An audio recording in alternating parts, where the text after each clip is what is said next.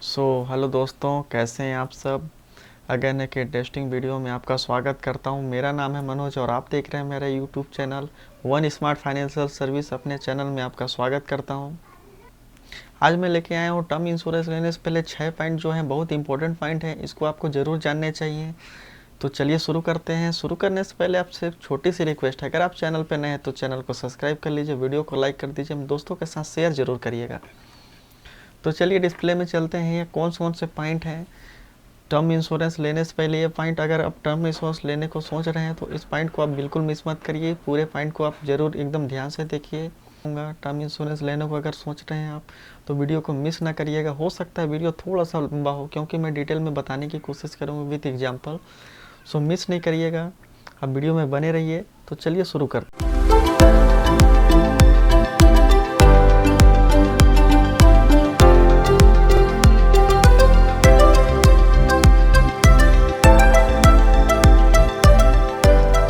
देख सकते हैं सबसे पहला पॉइंट है सम इंश्योर्ड वैल्यू। सम इंश्योर्ड क्या होता है? यह एक बीमित राशि होता है जो इंश्योरेंस कंपनी और पॉलिसी ऑनर के बीच में एक तय की जाती है, एक बीमित राशि है।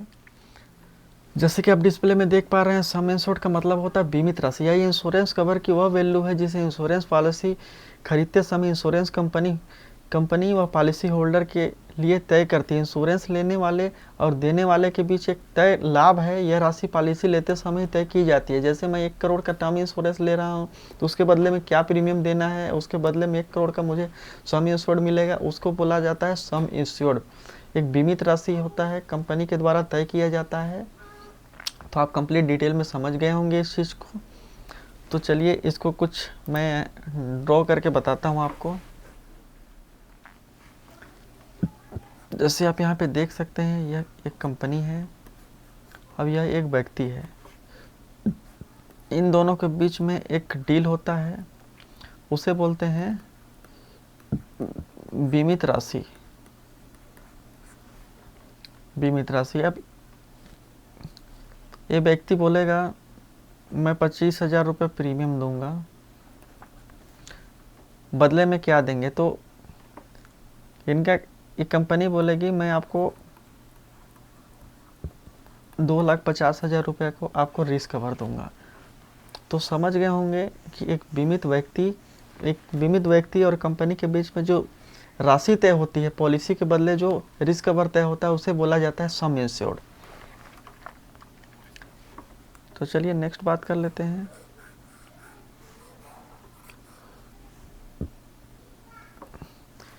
नेक्स्ट बात कर लेते हैं ह्यूमन लाइफ वैल्यू। जैसे कोई व्यक्ति 25 साल की उम्र में टर्म पॉलिसी लेता है, उसकी सालाना कमाई 10 लाख रुपए है, तो उसे कमाई का 20 से 25 गुना तक उसको पॉलिसी किसी कंपनी के द्वारा 20 से 25 गुना उसको रिस्क कवर मिलता है। टर्म इंश्योरेंस के केस में किसी केस में 25 गुना तक भी मिल जाता है। तो कंपनी के ऊपर डिपेंड करता है कि कितना उसका वैल्यू देना चाहिए। जैसे मान के चलते हैं, यहाँ उदाहरण ले लेते हैं। कोई व्यक्ति 25 साल की, किसी व्यक्ति का उम्र 25 वर्ष है, वह पॉलिसी लेना चाहता है। यह 60 वर्ष तक नौकरी करेगा। इसका सालाना पैकेज है 10 लाख। अगर एक साल में 10 लाख कमा रहा है तो 35 वर्ष में कितना कमाएगा? 3.5 करोड़। तो आप इसको समझ पा रहे होंगे कि ये जो 3.5 करोड़ है, इसका ह्यूमन लाइफ वैल्यू है, उसका ये वैल्यू है 3.5 करोड़ रुपए का। तो इस बीच में अगर यह 10 लाख रुपए कमाता है तो 10 लाख का उसको 20 से 25 गुना तक रिस्क कवर, किसी कंपनी 30 गुना तक भी रिस्क कवर उनको प्रोवाइड करते हैं। उसको बोला जाता है ह्यूमन लाइफ वैल्यू। तो चलिए नेक्स्ट इंपॉर्टेंट बात कर लेते हैं राइडर। राइडर होता क्या है? राइडर क्या होता है? जैसे मैं एक पॉलिसी ले रहा हूँ, उसके अंदर एक एक्सीडेंटल डेथ का राइडर ले रहा हूँ। तो जैसे मेरे को एक्सीडेंटल डेथ होने पे, जैसे 1 करोड़ का मैंने टर्म प्लान लिया हुआ है, तो जस्ट उस कंडीशन में मेरे को अगर एक्सीडेंटल डेथ होता है तो 2 करोड़ रुपया मेरे नॉमिनी को मिल जाएंगे। तो उसको बोला जाता है राइडर। इसका प्रीमियम थोड़ा बहुत बढ़ते हैं लेकिन बेनिफिट जस्ट डबल का मिलता है। जैसे फर्स्ट में यहाँ पे आप देख सकते हैं एक्सीडेंटल डेथ है, दूसरा क्रिटिकल इलनेस राइडर है। क्रिटिकल इलनेस राइडर होता क्या है, बेसिकली हम किसी भी कंपनी में पॉलिसी लेते हैं तो क्रिटिकल इलनेस अगर राइडर लेते हैं तो उस कंडीशन में क्या होता है, अगर डॉक्टर कुछ घोषित कर देता है कि इसको क्रिटिकल बीमारी है, उस कंडीशन में जैसे मेरा 1 करोड़ का है तो 10 गुना या 20 गुना हमको पहले मिल जाता है, पैसा कंपनी के द्वारा दे दिया जाता है। जैसे 1 करोड़ का है तो 20% उसका मिल जाता है, मान के चलिए 20 लाख रुपए हमको मिल जाएगा।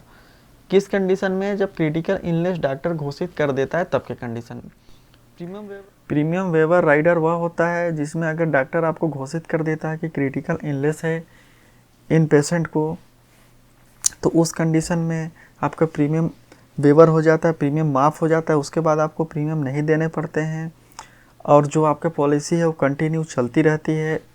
सम इंश्योर्ड में भी इंक्रीज डिक्रीज कुछ नहीं होता है, जो जितना का आप 2 करोड़ का लिए हैं तो 2 करोड़ का प्रॉपर चलता रहेगा। बस उस कंडीशन में अगर क्रिटिकल इलनेस घोषित कर दे रहा है डॉक्टर तो वहाँ पे प्रीमियम आपका माफ़ हो जाएगा। बता दूँ, accidental permanent and total disability जो होता है, जैसे मेरा एक्सीडेंट हुआ, उसी कंडीशन में मेरा हाथ या पैर एक आध अपंग हो गया हमेशा के लिए, उस कंडीशन में हमको कंपनी, जैसे 1 करोड़ का पॉलिसी लिया हूँ तो 1 करोड़ का मैं राइडर लिया हूँ, कौन सा rider, total accidental permanent disability का, तो उस कंडीशन में क्या होगा, मेरे को 1 करोड़ रुपए कंपनी पहले दे देगी और उसके बाद इन फ्यूचर कभी डेथ होता है मेरा, उस पॉलिसी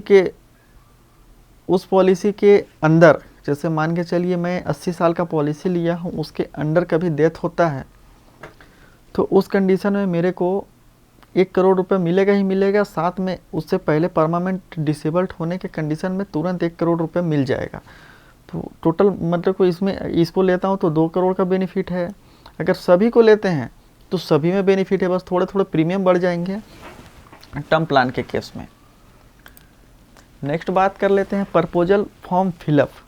ये प्रपोजल फॉर्म आपको एकदम डिटेल कंप्लीट फिलअप करना चाहिए। कंप्लीट मतलब बोला जाए तो कई लोग क्या करते हैं ना, फॉर्म भरते टाइम मिस कर देते हैं या जल्दी में डाल दो, या तो डेट ऑफ बर्थ मिसमैच कर देते हैं या नॉमिनी का नाम में कुछ मिसमैच हो जाता है या डेट ऑफ बर्थ वगैरह मिसमैच हो जाता है। उस कंडीशन में ना क्लेम मिलने में बहुत दिक्कत होता है।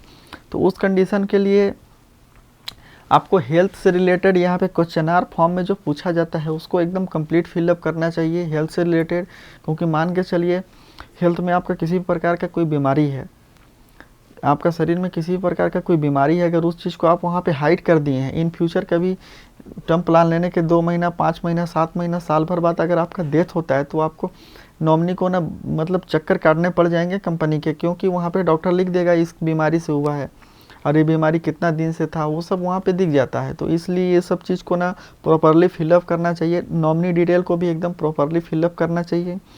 फाइनेंशियल डिटेल एक्यूरेट देना चाहिए। Mobile number and address accurate देना चाहिए, क्या है कि कुछ पॉलिसी बॉन्ड वगैरह आते हैं या कंपनी से कुछ क्लेम के टाइम में कुछ डॉक्यूमेंट वगैरह आता है, तो वो सब चीज़ के लिए ना किसी को परेशानी ना हो, इसलिए मोबाइल नंबर एड्रेस वगैरह कंप्लीट डिटेल देना चाहिए। फैमिली डिटेल भी इसमें इंक्लूड हो जाता है, फैमिली डिटेल भी एक्यूरेट देना चाहिए। माता पिता ये सब का नाम वगैरह प्रॉपरली फिलअप करना चाहिए। नेक्स्ट बात कर लेते हैं पे आउट ऑप्शन रॉन्गली चूज। कई लोग क्या होता है ना, पे आउट का ऑप्शन जो रहता है उसको ना गलत चूज़ कर लेते हैं। गलत चूज़ जैसे मैं बता दूं, इसमें 3 प्रकार से टर्म प्लान में आपको ऑप्शन मिलता है। पहला है लमसम ऑप्शन, दूसरा इनकम बेनिफिट ऑप्शन, तीसरा lump sum plus income benefit option. ये तीनों ऑप्शन मिलते हैं आपको। एक मैं ऑप्शन को आपको डिटेल में बता रहा हूँ। तो चलिए हम बात कर लेते हैं लमसम ऑप्शन के बारे में बात कर लेते हैं। तो लमसम ऑप्शन में आप देख सकते हैं, जैसे मैंने 2 करोड़ का एक टर्म प्लान लिया हुआ है। इस कंडीशन में क्या होता है, अगर 2 करोड़ का मेरा टर्म प्लान चल रहा है, अगर इन केस कभी मेरे साथ मिस हैपनिंग हो गया तो उस कंडीशन में नॉमिनी को 2 लाख रुपए तो मिल जाएंगे, लेकिन 2 लाख मिलने के बाद कई बार ऐसा होता है कि हमें पता नहीं रहता है कि इन्वेस्ट कहाँ पे करना है। बैंक में गए तो कहीं इधर डलवा दिए, कहीं दूसरा इंश्योरेंस करा दिए, तो उस केस में हमारा फाइनेंशियल जो रहता है, हम फाइनेंशियल दिमाग में रहता है कि हमको ये करना है, इकट्ठा पैसा आने पे वो समझ नहीं आ पाता है हमको कि करना क्या है। तो उस कंडीशन में क्या करिएगा कि आप लमसम ऑप्शन ना करके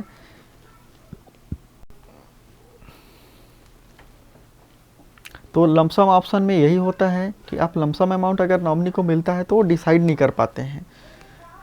एक ये ऑप्शन है, आप इसको कंसीडर कर सकते हैं, लेकिन आप इसके साथ साथ में मेरे को ऐसा लगता है, मेरा यह मानना है, मेरा यह ओपिनियन है कि लमसम के साथ आपको इनकम दोनों ऑप्शन को लेना चाहिए टर्म प्लान के केस में। यहाँ पे 2 करोड़ का है, तो अगर इन फ्यूचर कभी कुछ होता है तो आपको नॉमिनी को 2 करोड़ पूरा एक मुश्त मिल जाता है। लेकिन वहीं अगर बात कर लें हम टोटल इनकम बेनिफिट के बारे में, जैसे मेरा यहाँ पे देख सकते हैं मेरा 2 CR का रिस्क कवर है। इसमें क्या होता है कि आपको जैसे मंथली आपको 1 लाख रुपए या तो 2 लाख या 3 लाख, यह ऑप्शन आपको चूज़ करना है कि आप किस टाइप से नॉमिनी को पे आउट में के रूप में देना चाहते हैं या नॉमिनी किस टाइप से पे आउट के रूप में लेना चाहती है। इससे क्या होता है, एक मुश्त पैसा आता है, वो तो पता नहीं चलता है कि हम कहाँ पे करें कहाँ पे ना करें, अचानक से हक्का बक्का हो जाता है। उस कंडीशन के लिए हम इनकम बेनिफिट ऑप्शन सेलेक्ट कर सकते हैं। तो उम्मीद करता हूँ कि ये भी ऑप्शन आपको समझ में आया होगा कि कैसे हमको डिवाइड करके लेना है। मेरे हिसाब से यह बेस्ट ऑप्शन है। और अगर एक ऑप्शन और है लमसम प्लस इनकम बेनिफिट, इसमें क्या होता है, हमारा 2 CR का अगर रिस्क कवर है, अगर मिस हैपनिंग कभी होता है पॉलिसी ओनर पॉलिसी धारक के साथ, तो उस कंडीशन में क्या होता है 1 CR एक मुश्त मिल जाता है, वहीं 1 CR डिवाइड होके मिलता है, 1 CR वहीं डिवाइड होके मिलता है। 1 CR को आप, ये वाली 1 CR को आप 1 लाख रुपया, 2 लाख रुपया, आप अपने हिसाब से इसको डिवाइड करके नॉमिनी ले सकती हैं, या तो आप चूज उस ऑप्शन को कर सकते हैं पॉलिसी लेते टाइम पे आउट के तौर पे। तो ये क्या है, काफ़ी अच्छा बेनिफिट है। जो फैमिली का फाइनेंशियल कंडीशन है वो प्रॉपर बरकरार रहेगा। आप इस चीज़ को भी एकदम अच्छे से डीपली कंसीडर कर सकते हैं। मेरे हिसाब से ये भी बेस्ट ऑप्शन है। एक लमसम वाला बेस्ट ऑप्शन मैं नहीं मानता हूँ, क्योंकि एक मुश्त पैसा आता है। कभी कभी केबीसी वगैरह का भी आप देख सकते हैं, केबीसी वगैरह में भी पैसा एक मुश्त मिलता है। बैंक में गए, कुछ इधर कुछ उधर, कहीं फंड इधर डला दिए कहीं उधर डला दिए, ऐसे करके पैसा हो जाता है ख़त्म। उसमें फाइनेंशियल एक प्लानिंग नहीं हो पाती है। तो उस कंडीशन में हम यहाँ पे डिसाइड कर सकते हैं lump sum plus income both option को, या तो इनकम ऑप्शन को। ये दोनों में से, मेरे हिसाब से दोनों में से कोई एक आप चूज़ कर सकते हैं, कंसिडर कर सकते हैं। नेक्स्ट बात कर लेते हैं delay of buying term insurance. इसका सिंपल सा फंडा है कि अगर आप 25 की उम्र में हैं, अगर आप आज टर्म प्लान लेने को सोच रहे हैं तो बिल्कुल ले लेना चाहिए, क्योंकि आज से अगर 10 साल बाद आप टर्म प्लान लेने जाएंगे तो वहीं आपको प्रीमियम इसका 2.5 से 3 गुना आपको प्रीमियम मिलेगा महंगा होके, प्लस साथ में जीएसटी भी लगना है। तो इससे अच्छा कि आप अगर कम उम्र में हैं तो कम उम्र में कंसीडर कर लीजिए, टर्म प्लान बेस्ट होता है। कम से कम उम्र में, जितना कम उम्र में लेंगे उतना ही प्रीमियम कम आपको मिलेगा। सिंपल सा फंडा है, इस चीज़ को भी आपको, कई लोग क्या करते हैं आज ले लेते हैं 50 लाख रुपए का। इसी में मैं एक पॉइंट और बताना चाह रहा हूँ, कई लोग क्या करते हैं, हमारा 2 करोड़ का हमारा एलिजिबल है हम 2 करोड़ के लेने के लिए, लेकिन क्या करते हैं प्रीमियम बचाने के लिए 50 लाख रुपए का टर्म इंश्योरेंस ले लेते हैं। 50 लाख का टर्म इंश्योरेंस लेने से क्या होता है, आप सोचते हैं कि 1.5 करोड़ या 1 करोड़ का 10 साल बाद ले लेंगे या 5 साल बाद ले लेंगे। तो उस कंडीशन में क्या होगा, उस कंडीशन में वहाँ पे प्रीमियम तो बढ़ा मिलेगा, लेकिन साथ में यहाँ पे जो प्रीमियम, कम प्रीमियम में आपको जो 2 करोड़ का पॉलिसी मिल रहा था ना, उससे कहीं ज़्यादा प्रीमियम आपको वहाँ पे देने पड़ जाते हैं। आप कैलकुलेटर, प्रीमियम कैलकुलेटर में आप कैलकुलेट कर सकते हैं, किसी भी हर एक कंपनी का आप कैलकुलेटर आ गया है, आप वहाँ पे कैलकुलेट कर सकते हैं और अपना एज के हिसाब से प्रीमियम कैलकुलेट करके देख लीजिएगा। 10 साल बाद का कैलकुलेट करके देख लीजिए कितना प्रीमियम डिफरेंस आ रहा है, 10 साल पहले का कैलकुलेट करके देख लीजिएगा कितना प्रीमियम आ रहा है। तो इसलिए अगर आप टर्म इंश्योरेंस लेने को सोच रहे हैं तो डिले ना करें। अगर 25 से 30 है उम्र, 35 है तो आप इस बीच में ले लीजिए, प्रीमियम काफ़ी कम आएगा। 25-22 में तो बहुत ही कम आएगा, लेकिन उस एज में कई लोग अपने पैर पे खड़ा नहीं हो पाते हैं, इसलिए 27, 28, 30 की उम्र में जाते जाते कई लोग टर्म प्लान लेते हैं। तो इस चीज़ को कंसिडर करिएगा। मैं भी अपना टर्म प्लान लिया हूँ बिलो 30 की एज में। इसी में delay of buying term plan में क्या होता है, एक पॉइंट और रखना चाहूँगा मैं इसमें। आप यहाँ पे डिस्प्ले पे देख सकते हैं, या तो 30 से 35 की उम्र में आते आते बीमारी का सामना करना पड़ जाता है, या उस कंडीशन में आपका प्रीमियम बढ़ जाता है। दो कंडीशन होता है, अगर प्रीमियम तो बढ़ता ही बढ़ता है, लेकिन अगर उस कंडीशन में अगर आपका हेल्थ प्रॉब्लम कहीं कुछ आ गया तो उसका प्रीमियम आपको जस्ट उससे भी डबल देना पड़ेगा। तो वहाँ पे क्योंकि आपको प्रॉब्लम है, बीमारी है, उसके लिए अलग से आपको प्रीमियम देने पड़ेंगे। प्लस उस कंडीशन में आते आते या तो कुछ कई लोग क्या होता है कि 30 की उम्र तक तो नहीं करते हैं नशा वगैरह, लेकिन कभी कभी नशा एल्कोहल वगैरह सिगरेट वगैरह लेना चालू कर देते हैं। उसको यहाँ पे आपका यहाँ पे शो करिएगा तो प्रीमियम जस्ट डबल हो जाते हैं। तो इस चीज़ का भी आपको ध्यान रखना है। इसमें एक चीज़ और ध्यान रखिएगा, अगर आप टर्म प्लान ले रहे हैं तो अगर आप नशा कर रहे हैं, अगर आप कोई भी चीज़ धूम्रपान वगैरह कुछ कर रहे हैं तो उसको क्लियरली यहाँ पे शो करिएगा टर्म प्लान के केस में, क्योंकि इन फ्यूचर कभी इस बात को मैं पहले भी डिक्लेयर कर चुका हूँ।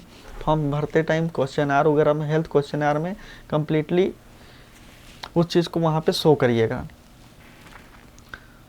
सो मेरा यह वीडियो से काफ़ी सारा चीज़ आपको समझ आया होगा। कुछ चीज़ को मैं भी हो सके कंफर्म ना कर पाया हूँ। अगर आपको कुछ चीज़ डाउट लग रहा है तो उसको आप कमेंट में लिख सकते हैं, या तो मेरा नीचे दिए गए नंबर पे आप मेरे को व्हाट्सअप कर सकते हैं।